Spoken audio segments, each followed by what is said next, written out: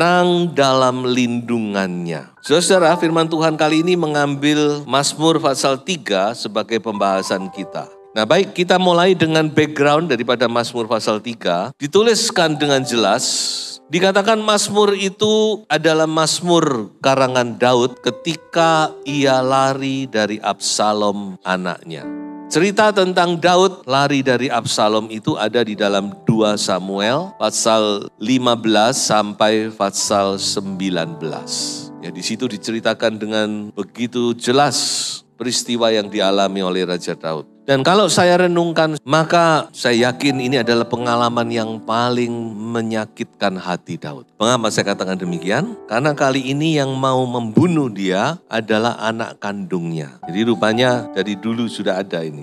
Kita sudah banyak mendengar ada anak kandung membunuh orang tuanya dan sebagainya. Itu sudah dialami oleh Raja Daud. Jadi kalau tadinya Daud dikejar-kejar Saul, Daud mengalami banyak hal yang menyakitkan hati, tetapi Saul masih orang lain. Tapi kali ini yang mau membunuh dia adalah anaknya sendiri. Wah, ini pengalaman yang sangat-sangat menyakitkan hati, sangat-sangat menyedihkan, sangat-sangat membuat hati Daud hancur. Nah itulah background daripada Mazmur ini. Jadi Mazmur ini punya background yang sebenarnya sangat tidak enak. Dan karena itu kita perlu melihat bagaimana Daud mengatasi semuanya ini. Nah mari kita lihat ayat berikutnya, ayat 2 dan ayat 3 yang saya beri judul kecil, curhatan Daud, keluhan Daud. Coba saya bacakan ya. Ya Tuhan, betapa banyaknya lawanku. Banyak orang yang bangkit menyerang aku. Banyak orang yang berkata tentang aku, baginya tidak ada pertolongan daripada Allah. Saya bisa melihat apa yang dikatakan oleh musuh, oleh orang-orang yang membenci Daud. Yang mengatakan bahwa Daud sudah ditinggalkan oleh Allah. Daud sudah tidak ditolong lagi oleh Allahnya. Nah pengalaman ini mengingatkan saya kepada pengalaman salib. Waktu Yesus Kristus di atas kayu salib, Yesus juga diejek, dihina. Yesus dibilang kamu sudah ditinggalkan oleh Allah. Nah inilah yang dialami oleh Daud. Dia diejek, dihina, difitnah, dan seterusnya. Bahwa Tuhan tidak menolongnya lagi. Tapi kita bersyukur di sini kita belajar satu hal. Yaitu bahwa Allah itu adalah tempat curhat. Nah ini saudara. Banyak kali kita cari manusia untuk curhat ya. Kita cari teman, cari ini, cari itu. Tapi manusia belum tentu bisa dipercaya. Makanya kalau curhat jangan sembarang curhat. Curhat harus kepada orang yang bisa menyimpan rahasia, ini yang penting ya. Makanya hamba-hamba Tuhan itu harus pintar nyimpan rahasia. Gak boleh semua diomongkan. Kalau saudara curhat sama saya bicarakan kepada si A, si B. Dan nanti lama-lama saya gak dipercaya saudara. Jadi mohon maaf, banyak hal-hal saya tidak bisa cerita. Karena itu memang rahasia yang harus dipegang. Jadi di sini kita melihat bahwa Daud dia curhat kepada tempat yang tepat. Dia curhat kepada Tuhan. Dia berkata, Tuhan lihat apa yang kualami, apa yang dikatakan oleh musuh-musuh, apa yang dikatakan oleh manusia. Dan Daud sudah memilih tempat yang paling tepat, yang paling aman, yaitu kepada Tuhan. Karena hanya Tuhan yang bisa menolong kita. Tuhan yang mau mendengar curhatan kita. Terus kita lihat kepada ayat berikutnya. Coba kita baca kedua ayat ini, ayat 4 dan 5. Tetapi Engkau, Tuhan, adalah perisai yang melindungi aku. Engkaulah kemuliaanku dan yang mengangkat kepalaku. Dengan nyaring aku berseru kepada Tuhan, dan Ia menjawab aku dari gunungnya yang kudus. Selah. Nah, saya beri judul kecil, Iman Daud. Jadi saudara bisa melihat ini ya, satu kontras. Ayat 2 dan 3 tadi bagaimana Daud menceritakan kepada Tuhan apa yang dia alami, apa yang dikatakan oleh manusia. Tapi di ayat 4 dan 5 kita melihat bagaimana iman Daud kepada Allah. Iman Daud ini yang penting. Makanya saya beri satu quote, saudara ingat ya. Hidup kita tidak ditentukan oleh apa kata orang, tetapi oleh apa kata firman. Amin. Haleluya. Jadi saudara ingat ini. Kalau Daud mendengar kata manusia, wah dia sudah pasti down. Tapi kita melihat Daud punya iman kepada Tuhan. Dia berkata kepada Tuhan, Engkaulah tempat perlindungan Tuhan. Jadi ada 3 hal yang saya akan angkat dari kalimat ini. Supaya saudara masih ingat. Tetapi Engkau, Tuhan, adalah perisai yang melindungi aku. Engkaulah kemuliaanku dan yang mengangkat kepalaku. Dengan nyaring aku berseru kepada Tuhan. Dan Ia menjawab aku dari gunungnya yang kudus. Ada 3 hal dari ayat ini. Yang pertama, dikatakan oleh Daud, Engkau adalah perisai. perisai yang melindungi aku. Perisai itu sangat penting dalam peperangan. Perisai itu alat perlindungan yang melindungi kita dari serangan panah, tombak, pedang, dan sebagainya. Dan Daud berkata kepada Allah di dalam nama Tuhan Yesus Kristus. Dia berkata, Engkau adalah perisaiku. Dengan lain kata, apapun serangan yang dia terima selalu melampaui atau melewati perisai ini, kan? Ditangkis oleh perisai. Saya ingat Allah juga pernah datang kepada Abraham. Dia berkata, Abraham, akulah perisaimu. Waktu itu Abraham tidak mengalami peperangan. Kalau Daud kan selalu berperang, kan? Tapi Allah berkata kepada Abraham, Abraham, akulah perisaimu. Jadi kita butuh perisai ini, perlindungan kita, yang melindungi kita dari segala serangan-serangan orang yang berniat jahat. Kan? Kita kan nggak tahu, hati manusia nggak bisa tahu. Makanya kita butuh perisai ini. Dan Tuhan adalah perisai. Yang kedua, Tuhan adalah kemuliaanku katanya. Engkau adalah kemuliaanku Tuhan. Kemuliaan, glory. Dalam bahasa lain dan bahasa lain, ayat ini dikatakan gini. Your glory covers me. Kemuliaanmu menudungi aku. Sadarkah kita bahwa kita ditutupi, dibungkus oleh kemuliaan Tuhan? Mungkin kita tidak sadar. Tapi coba perhatikan, saudara. Ketika Adam dan Hawa belum jatuh dalam dosa, mereka bisa bersekutu dengan Tuhan dengan begitu bebas. Mengapa? Karena mereka ditudungi oleh kemuliaan Tuhan. Mereka tidak perlu pakaian. Tapi kemuliaan Tuhan itu menudungi mereka. Sehingga mereka dengan bebas bisa menghadap Tuhan. Tapi ketika mereka jatuh di dalam dosa. Apa yang dikatakan oleh Adam? Aku telanjang Tuhan. Apa yang dimaksud telanjang? Apakah cuma sekedar telanjang secara fisik? Bukan. Karena kemuliaan Tuhan sudah meninggalkan dia. Sehingga dia sadar, aku telanjang. Ketika dia masih dalam lingkup kemuliaan Tuhan, dia tidak merasa. Tapi ketika kemuliaan Tuhan diangkat dari Adam, dia berkata, aku telanjang, makanya aku sembunyi Tuhan. Tapi sekali lagi saya mau katakan bahwa di dalam Yesus kemuliaan Tuhan itu sudah dikembalikan kepada kita. Saudara mungkin tidak percaya bahwa dikatakan bahwa di dalam Kristus ketika kita lahir baru, kita dibaptis. Maka dikatakan kita mengenakan atau memakai. Mengenakan siapa? Mengenakan Kristus. Jadi Tuhan memberi pakaian baru kepada kita. Yaitu Kristus yang adalah kemuliaan kita. Jadi kita ini dibungkus oleh kemuliaan Tuhan. Makanya Daud berkata, engkau adalah kemuliaan yang menudungi aku. Yang ketiga, apa iman Daud yang ketiga? Dikatakan Tuhan menjawab doaku ketika aku berseru kepada Tuhan. Tuhan menjawab doaku. Doa saudara dan saya didengar dan dijawab oleh Tuhan. Amin. Karena kita adalah anak-anaknya. Tuhan sendiri berkata, mintalah, minta dalam namaku. Kamu belum pernah minta bukan? Sekarang minta itu Tuhan, Yesus. Jadi percayalah doa saudara didengar dan dijawab oleh Tuhan. Makanya Daud dengan pasti dia berkata, engkau Tuhan menjawab doaku. Jadi inilah yang juga harus menjadi iman kita, amin. Bahwa Tuhan sebagai perisai kita, kita dibungkus oleh kemuliaan Tuhan. Dan Tuhan menjawab doa kita. Luar biasa ini. Lanjut, ayat yang ke-6 dan ayat yang ke-7.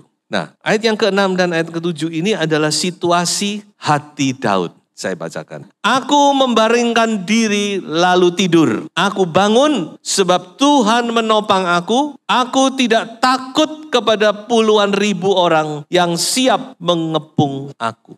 Jadi saudara lihat di sini. Begitu praktikal sekali. Dikatakan aku membaringkan diri lalu bleksek ngorok-ngorok. Dan ketika aku bangun, aku bangkit berdiri. Tuhan menopang aku dan aku tidak takut menghadapi puluhan ribu orang yang siap mengepung aku. Luar biasa. Jadi saudara, inilah yang harus kita miliki. Anak Tuhan itu harus bisa tidur. Waduh Pak, saya kok susah tidur. Coba diselidiki lagi kenapa. Jadi susah tidur itu ada beberapa macam. Yang pertama ya mungkin karena memang ada kelemahan-kelemahan fisik. Yaitu memang harus ditangani secara medis. Yang kedua mungkin karena kebiasaan. Ini jangan diteruskan. Kebiasaan apa ya? Kebiasaan sudah nonton sampai malam. Kebiasaan saudara search Google, search YouTube sampai malam-malam. Lihat film. Kebiasaan apa lagi? Kebiasaan saudara minum kopi. Sejam 9 malam masih minum kopi. Karena itu ada kafeinnya. Termasuk teh. Teh itu kalau saudara mau minum, ingat teh kalau mau minum teh yang segar. Jangan yang sudah diseduh. Karena sudah diseduh itu mengandung kafein. Itu membuat kita nggak bisa tidur. Ya, jadi kalau kita memang punya kebiasaan-kebiasaan yang begini, ya kita harus berhentikan. Coba kalau sudah jamnya, jam 9 tutup semuanya. Kalau perlu saudara baca firman Tuhan. Dan yang ketiga menjadi penyebab orang tidak bisa tidur. Karena galau, khawatir, takut. Ya, banyak kekhawatiran, banyak kegalauan, rencana-rencana. Makanya saya beri tips saudara ya. Kalau saudara sudah berkecamuk rencana, tidak usah bingung. Ambil kertas, tulis apa yang sudah pikirkan. 1, 2, 3, besok mau buat ini, tulis. Jangan dipikir terus, tulis saja. 1, besok mau olahraga. 2, mau makan ini. 3, mau ke sini. 4, udah tutup, taruh, tidur. Itu kalau saudara dipenuhi rencana-rencana ya. Tapi kalau galau, khawatir, nah ini yang susah. Nah ini yang harus kita pelajari dari Daud. Bayangkan dia besok apa yang terjadi, dia belum tahu. Musuh begitu banyak menyerang dari segala arah. Tapi dia bisa tidur. Aku membaringkan diri lalu tidur. Saya ingat dengan Tuhan Yesus. Di tengah-tengah badai yang dahsyat bisa tidur. Tidak takut dia. Sementara muridnya galau, berteriak-teriak ketakutan. Mati aku, mati aku. Tuhan Yesus tidur.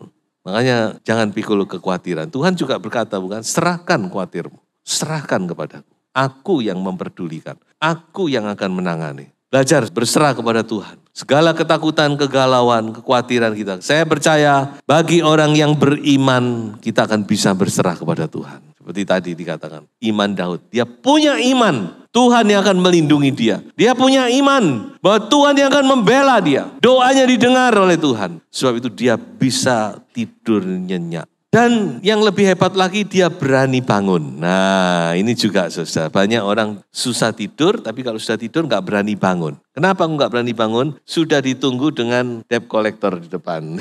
Saudara percaya bersama dengan Tuhan kita bangun, amin. Tidak tahu apa yang akan terjadi tapi saya percaya Tuhan sudah menolong. Yang penting hubungan kita dengan Tuhan itu enak, akrab, gak usah takut. Nah inilah yang kita lihat dalam kehidupan Daud. Aku tidur, tapi aku juga bangun untuk apa? Untuk menghadapi lawanku. Aku tidak takut menghadapi puluhan ribu orang yang siap menyerang aku. Memang Daud ini dilatih oleh Tuhan dia. Hidupnya memang dilatih. Dilatih oleh Tuhan begitu luar biasa. Jadi Tuhan itu adalah tempat peristirahatan kita. Rest. Kita bisa rest di dalam dia. Kita bisa tenang. Kita bisa beristirahat di dalam Tuhan. Percayakan problem masalah saudara. Mungkin saudara juga sedang menghadapi masalah yang berat. Firman Tuhan untuk saudara. Percayakan bebanmu, masalahmu kepada Tuhan. Tidurlah dengan nyenyak, bangunlah dengan pertolongan Tuhan. Amin. Harus bisa tidur, saudara. Kalau nggak bisa tidur, kesehatan saudara pasti terganggu. Makanya saya dulu pernah berkata, bukan? Orang sehat itu 3, makan, tidur, olahraga. Makan harus bergizi, harus teratur.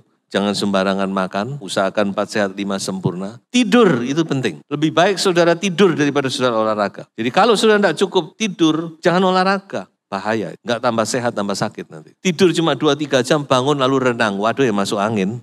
Dan yang terakhir ayat 8 dan 9 adalah doa Daud. Kalau tadi kita melihat iman Daud, sekarang kita melihat doa Daud. Mari kita baca. Bangkitlah Tuhan, tolonglah aku, ya Allahku. Ya Engkau telah memukul rahang semua musuhku dan mematahkan gigi orang-orang fasik. Dan dari Tuhan datang pertolongan, berkat-Mu atas umat-Mu. Selah. Kalau mau saya singkat ayat ini begini saudara. Lord, save me, you are my savior. Tuhan, tolong aku, selamatkan aku. Sebab Engkau adalah juru penolong, juru selamatku. Dari kata tolong ini ada sesuatu yang ingin saya angkat. Saudara. Tahukah saudara bahwa kata tolong, menolong, pertolongan itu dalam bahasa aslinya adalah Yesua. Dan Yesua itu adalah tidak lain nama daripada siapa? Yesus. Jadi nama Yesus itu dalam bahasa aslinya adalah Yesua. Makanya ada orang memakai nama Yesus, Yesua Hamasia, artinya Yesus Kristus, Yesus Mesias, sama saja. Yesua, jadi nama Yesus itu sudah ada di perjanjian lama, hanya disembunyikan oleh Tuhan. Yesua, you are my Yesua, you are my Jesus, you are my Savior, itu artinya. Save me, my Savior.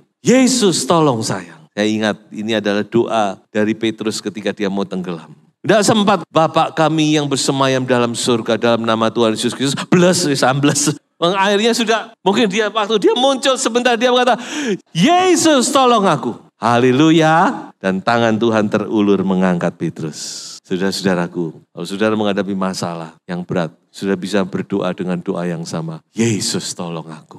Jesus save me. Selamatkan aku. Tolong aku. Dia adalah Tuhan yang suka menolong umatnya. Mengapa saya katakan demikian? Coba kita lihat, kita bedah huruf atau kata Yesua ini. Jadi dalam bahasa Ibrani itu selalu ada akar kata namanya. Yesua itu akar katanya adalah suah atau sah. S-H. Cuma 2 huruf konsonan aja. Dan sah ini artinya, perhatikan, ada 3 pengertian dalam bahasa Ibrani. Ya, ada pengertian yang konkret, karena bahasa Ibrani itu sebenarnya konkret. Ada action, yaitu huruf-huruf kerjanya, verb kalau dalam bahasa Inggris. Tapi ada pengertian yang abstrak. Jadi kata sah, akar kata dari Yesua ini, konkretnya artinya shepherd, artinya gembala. Lalu kata kerjanya, kata aktifnya adalah to watch, yang artinya menjaga. Dan pengertian abstrak adalah senang hati, delight. Makanya kalau kita artikan, kita coba untuk mengartikan, menggabungkan 3 hal ini, maka di situ kita temukan